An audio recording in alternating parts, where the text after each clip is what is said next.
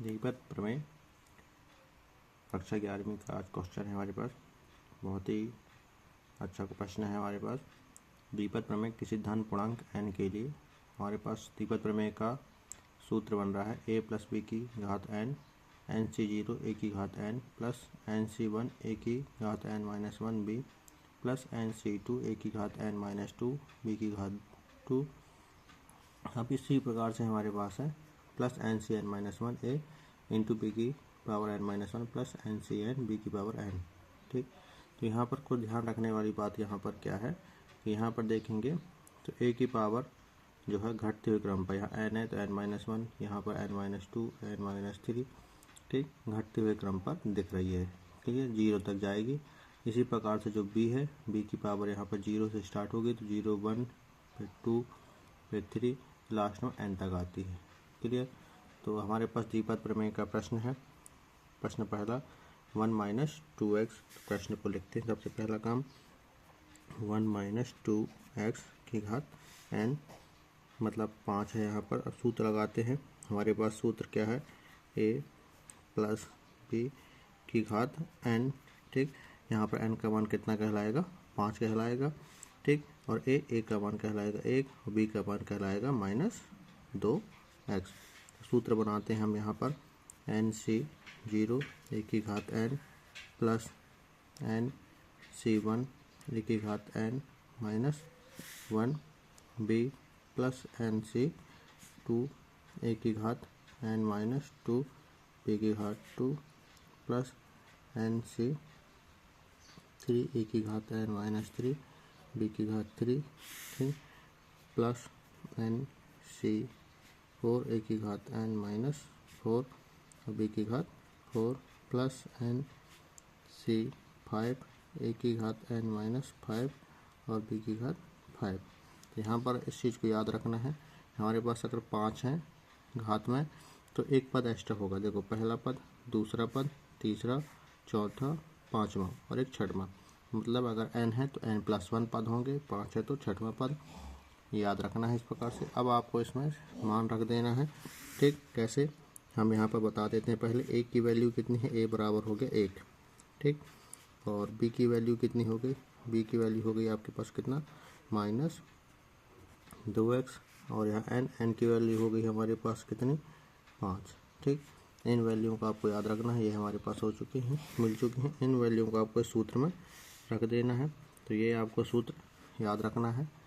5 तक का है तो 5 तक का ही आपको बनाना होगा। अगर 8 बोलेगा तो 8, 9 बोलेगा तो 9, जितना बोलेगा वहाँ तक आपको सूत्र बना के रखना है। इसमें रखते हैं हमारे पास 1 माइनस 2x की पावर 5 हो गया हमारे पास। क्लियर है। अब यहाँ पर क्या सूत्र पर n का मान कितना हो गया 5, c0 a का मान कितना है हमारे पास 1, उसकी घात कितनी है n मतलब हो गया हमारे पास 5। क्लियर, ठीक। अब अगला हल करते हैं। n का मान हो गया 5c1 a का मान हो गया हमारे पास 1 और n का मान 5 माइनस 1 b का मान हमारे पास कितना है माइनस 2x प्लस n का मान हो गया 5। ठीक, अगले स्टेप में रखते हैं 5c2 a का मान 1, n का मान 5 माइनस 2 b का मान हो गया माइनस 2x प्लस अगले वाले में हल करते हैं। इस वाले में 5c3, जहाँ पर भी n है उसकी जगह कितना रखना है, 5 रखना है। a का मान हो गया 1 और यहाँ पर 5 माइनस 3 b का मान हो गया आपके पास कितना है, और यहाँ पर हमने 2 नहीं लगाया, घात 2 रहेगी और b का मान होगा कितना माइनस 2x और घात 3 है तो घात 3 रहेगी प्लस। अब इस वाले में आते हैं 5c4 b का मान हो गया माइनस 2x की घात 4 प्लस 5 और यहाँ पर हो जाएगा 5 माइनस 5 और b का मान हो गया माइनस 2x की घात 5। क्लियर। अब इन मानों को हम यहाँ पर आगे हल करते हैं। 5c0 इसका मान होता है 1 1 की घात 5 मतलब इसको हल करेंगे तो इसका आंसर आएगा 5, 1 गुणित 1, बीच में कोई चिन्ह नहीं में तो गुणा का चिन्ह लगेगा, प्लस। ठीक, 5c1 मतलब इसको हल करेंगे कितनी बार, 5 बटे पर 1, 1 की घात कितना हो जाएगा हमारे पास, 5 में से 1 गया तो 4।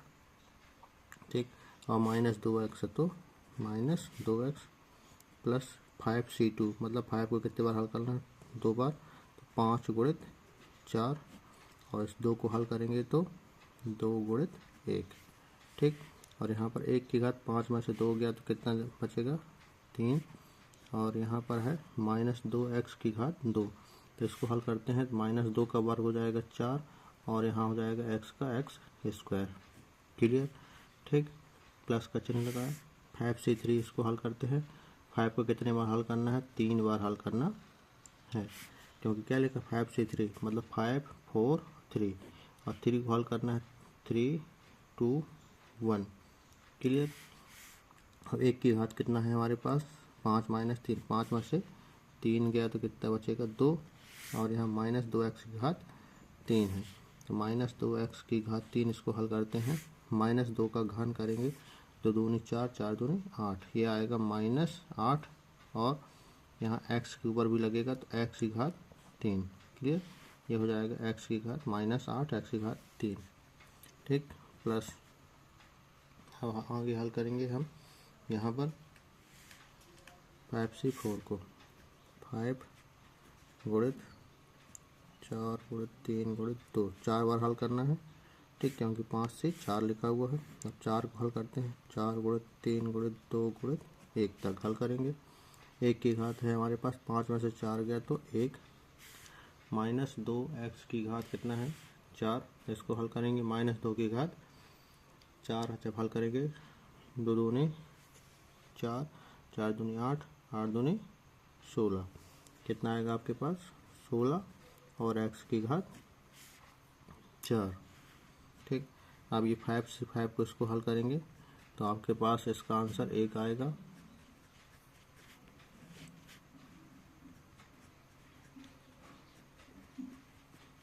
और 1 की घात यहाँ पर हो जाएगा, 5 में से 5 गया 0, और -2x की घात यहाँ पर कितना है हमारे पास 5, तो -2x की घात 5 मतलब ये इसका आंसर हो जाएगा -32, और x की घात 5।